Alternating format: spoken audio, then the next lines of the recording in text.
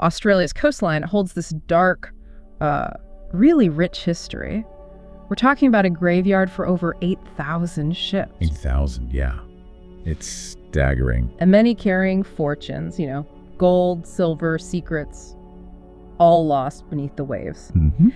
So today we're embarking on a thrilling journey through Australia's maritime past. We want to uncover the stories of shipwrecks that really shaped a nation. Yeah. And what's really striking, I think, is how these aren't just, simple tales of lost ships. They're more like vivid case studies. Case studies? How so? Well, for instance, you see how early attempts at charting these treacherous waters directly shaped geopolitical power dynamics. Or how a single shipwreck could ignite something like a mutiny that fundamentally altered colonial history. Right. Those are the deeper currents we're kind of exploring here. Okay, so the story starts centuries ago, these uncharted waters. What made them so incredibly perilous for those early explorers? Well, you have to remember, early 17th century Dutch sailors were really the first Europeans to brave these waters systematically. Right, the Dutch. And they were navigating with pretty rudimentary maps. They were constantly at the mercy of violent cyclones, hidden reefs. I mean, it was treacherous. Unbelievably dangerous. Absolutely. Even by 1770, when Captain Cook eventually charted the East Coast, the sea's fury, it hadn't really been tamed. Still a massive risk, though. A huge risk.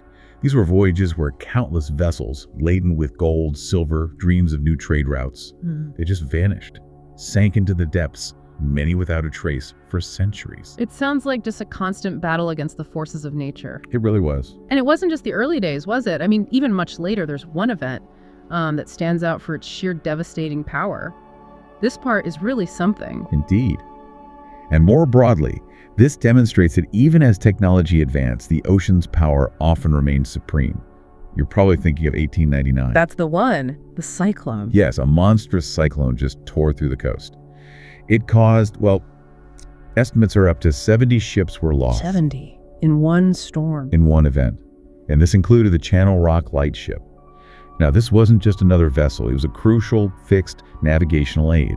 It was the safe passage marker for ships in that area. So losing that meant the safety mechanism itself vanished, multiplying the disaster. Over 300 lives were claimed. 300 people. And the wreckage. This is the bit that gets me.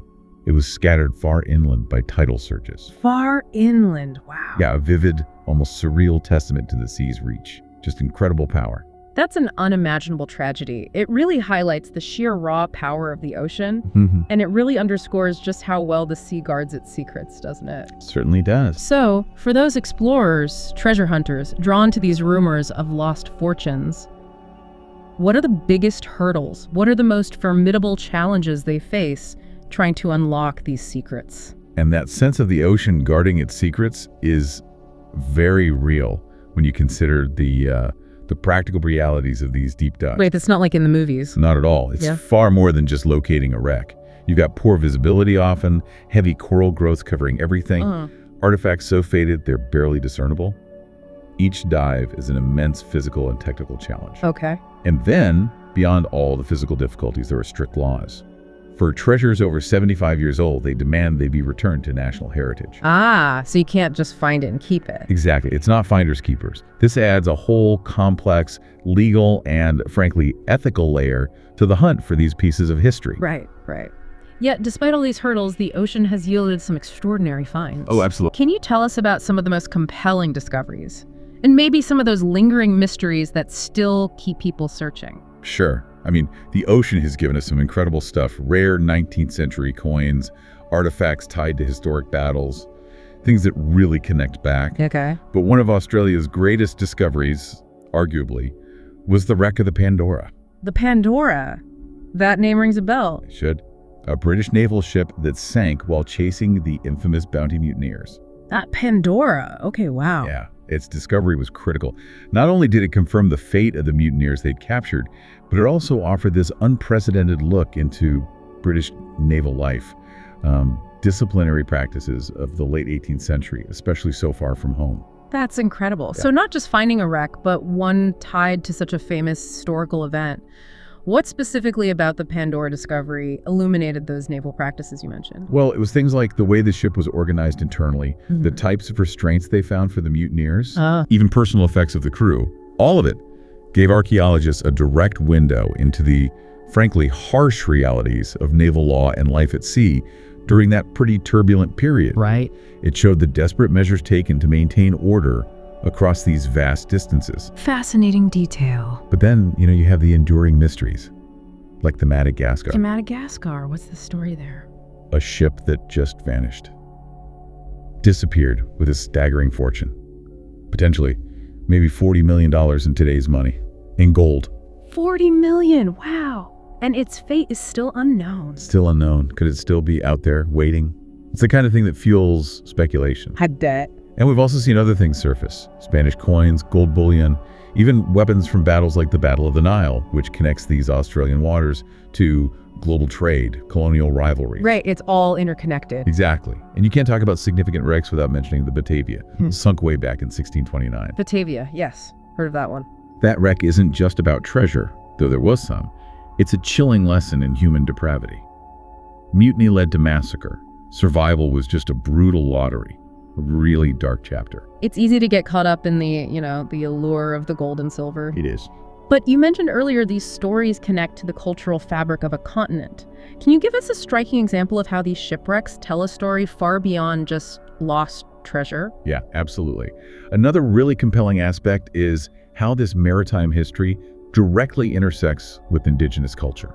Okay, how so? Well, you find Aboriginal cave paintings, for instance, etched in places like Bowes Bay. And these paintings reveal ancient connections to pearling fleets, to maritime disasters. Really, paintings of ships. Paintings showing European stockmen, their tools, the luggers, the boats used by pearlers. It's a powerful testament to indigenous encounters with the sea's bounty, yes, but also its tragedies. That's incredible. So their perspective recorded in art. Exactly. And it profoundly reminds us that this history isn't just about the ships and the Europeans. It's about people, cultures colliding, worlds meeting on these shores. And the indigenous perspective is often, unfortunately, overlooked. That adds a whole other dimension. Okay, and of course, no discussion of sunken treasures would be complete without, whispering about pirates. Yes, pirates. When it comes to Australia's waters, how much of that is myth versus reality? Well, legends certainly whisper. There's talk of a Japanese pirate's buried treasure, supposedly marked by cryptic rock carvings somewhere. Ooh, intriguing. And then you have those Dutch treasure ships, often tangled in tales of mutiny and massacre, like the Batavia. And yes, silver and gold coins from them are still resting on the seabed in places. So there's some truth mixed in. There's some truth, but I'd say many of the more elaborate pirate stories are certainly more myth than fact.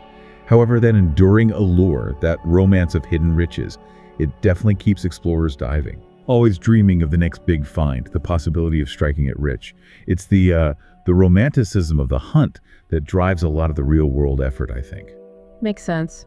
Now, these discoveries, they wouldn't be possible without the incredible, painstaking work of marine archaeologists. Absolutely fundamental. But I imagine it's not all just glorious finds and triumphant recoveries. What are some of the less celebrated, maybe even frustrating aspects of their work in bringing these stories up from the depths? That's a really important point. Marine archaeologists work tirelessly, yes, but it's a constant battle against time and the elements down there. How so? Well, their efforts involve the really delicate restoration of incredibly fragile materials. Think about glass. It can just crumble when exposed to air after centuries underwater. Oh, wow. Delicate is an understatement. Definitely. And stabilizing rusted iron, which corrodes incredibly rapidly once it's removed from the seabed. It's slow, meticulous, often frustrating work. I can only imagine. They are the ones who truly turn these wrecks into windows to the past, carefully extracting, conserving every little detail, allowing us to understand these profound stories of fortune, tragedy, human resilience that played out centuries ago. So without them? Without them, most of these finds would simply deteriorate and be lost forever, even after being discovered. Their work is crucial preservation. Ocean guards its secrets fiercely, that's clear. But with every discovery, it feels like we uncover another piece of Australia's soul, a deeper understanding of its past. And zooming out, it just highlights how much history is still out there, underwater, waiting to be revealed. And it takes these dedicated individuals meticulously piecing it together, literally diving into the past. So maybe something for you listening to consider. What other untold stories lie hidden beneath the waves, not just around Australia, but all over our world? Stories just waiting for us to uncover them and piece together an even richer tapestry of human history.